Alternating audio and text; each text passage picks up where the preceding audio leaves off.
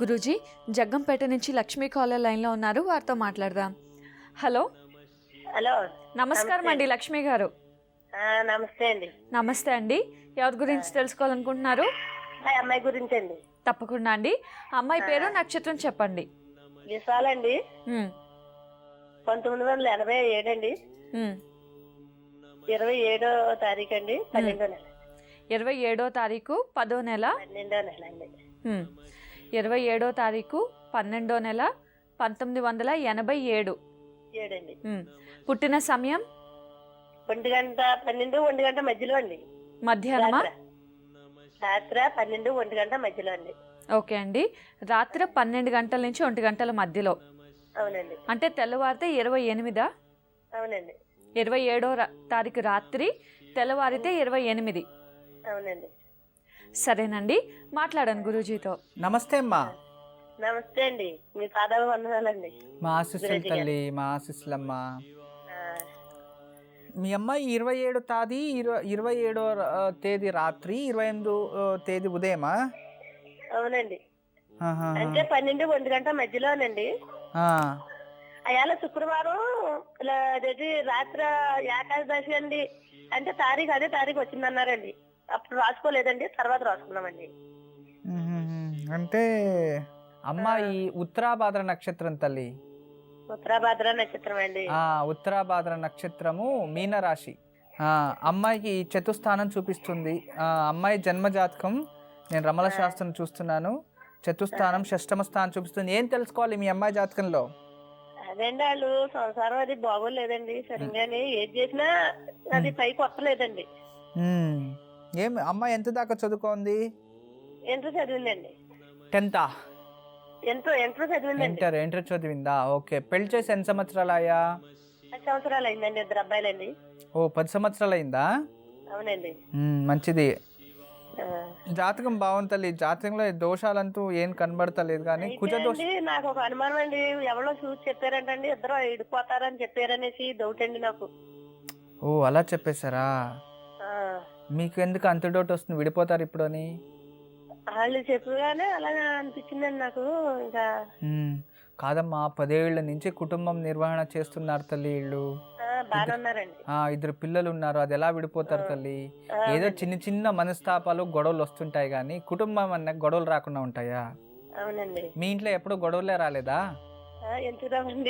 వస్తాయి. అందరి ఇంట్లో దోశ తూటే. సరేనా? గొడవలు వేరే అండి, ఇడిపోతామంటే వేరు కదండి, అందుకని నాకు డౌట్ అండి. అలాంటిది ఏం లేదమ్మా. అమ్మాయికి జన్మజాతకంలో కుజదోషం ఉంది. ఏంటండి? కుజదోషము. అబ్బాయికి కూడా కుజదోషం ఉంది. అందువల్ల అక్కడ ప్రాబ్లం అంటూ ఏమీ లేదు. ప్రశాంతంగా ఉండండి, మంచిగానే జరుగుతుంది, ఏం ప్రాబ్లం లేదు. అమ్మాయి చేతిలో నేను ఒక వ్రతం ఇల్లు కట్టుకుందాం అనుకుంటున్నారు, అవుతుందండి? అవుతుంది తల్లి, కట్టుకోమని చెప్పండి. దాని నుంచి అమ్మాయికి కొన్ని పరిహారాలు చెప్తాను, అది చేయమని చెప్పండి. వ్యాపారం వృద్ధి అవుతుంది. రోజు ఆ కొట్లో, అంటే వ్యాపారం కిరాణా కొట్లో కానీ హోటల్లో కానీ జలదీపం వెలిగించండి. తర్వాత జలదీపం వెలిగించండి.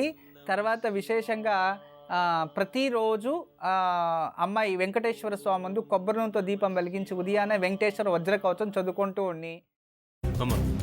అలాంటి వాళ్ళది నిజమైన ప్రేమ కాదు, అది వ్యామోహం. ఎగ్జాక్ట్లీ చిన్నత్త, నిజంగా ప్రేమించుకున్న వాళ్ళు అలా చేయరు. ఎంత మనసు విరిగిపోతే కన్న కూతుర్ని పట్టుకొని మా దృష్టిలో చచ్చిపోయా ఉంటుందా తల్లి?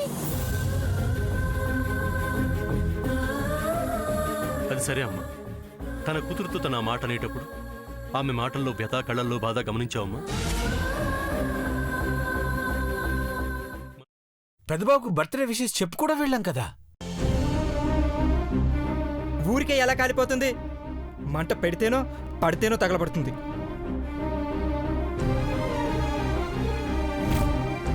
కరెక్ట్ చిన్నబాబు, నీకొచ్చినట్టే నాకు డౌట్ వచ్చింది. పార్వతే షర్టును తగలబెట్టిందనుకుంటా.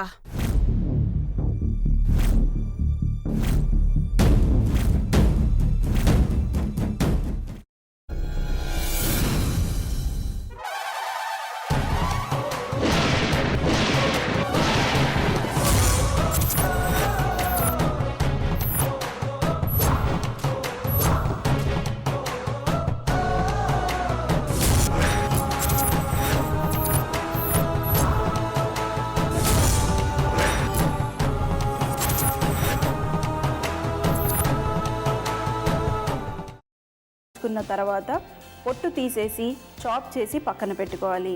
ఒక ప్యాన్లో కొద్దిగా నూనె వేడి చేసి అందులో ఆవాలు, మినప్పప్పు, శనగపప్పు, కరివేపాకు, సన్నగా తరిగి పెట్టుకున్న ఉల్లిపాయలు వేసుకుని 1 నిమిషం పాటు వేయించుకోవాలి. ఆ తర్వాత కాల్చి కట్ చేసి పెట్టుకున్న వంకాయని కూడా అందులో వేసుకుని బాగా మిక్స్ చేసి బౌల్లోకి ట్రాన్స్ఫర్ చేసుకుని అందులో తగినంత చిక్కటి పెరుగు లేదా పల్చటి పెరుగు వేసుకుని మిక్స్ చేసి అన్నంతో కానివ్వండి, చపాతీతో కానివ్వండి సర్వ్ చేసినా చాలా బాగుంటుంది.